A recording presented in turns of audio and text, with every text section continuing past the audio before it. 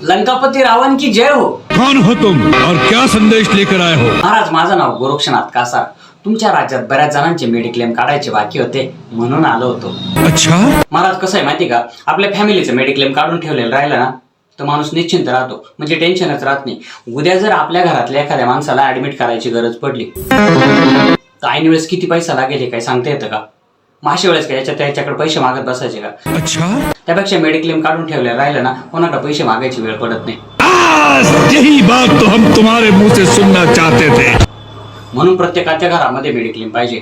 व तुमच्या राज्यामध्ये बऱ्याच जणांचे मेडिक्लेम काढायचे बाकी आहे, तेच सांगण्यासाठी तुमच्याकडे आलो होतो मी. मैं तुझे ही ढूंढ रहा था. हो का? अरे वा वा वा वा वा. ठीक आहे, चला सांगा बरं मग आता कोणाकोणाचे मेडिक्लेम काढायचे ते.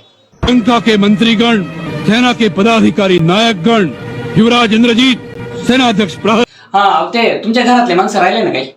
महारानी मंदोदरी, महाराणी मंदोदरी, इंद्रजीत, इंद्रजित, विभीषण, विभीषण, कुंभकर्ण. कुंभकर्ण. बहुतेक त्यांचं मेडिकल होईल बरं का, कारण त्यांना बहुतेक ना डायबिटीज, बीपी, शुगर पण असेल, कारण ते कायम झोपलेले राहतात. अच्छा, आणि ते माग नाकाचं ऑपरेशन केलं त्या कोण? शूर्पणखा, शूर्पणखा. आणि ते एक हरणाचं रूप घेतलं होतं बघा, मारीच. हा, मारीच. ठीक आहे, हे सगळ्यांचं मेडिक्लेम काढून ठेव.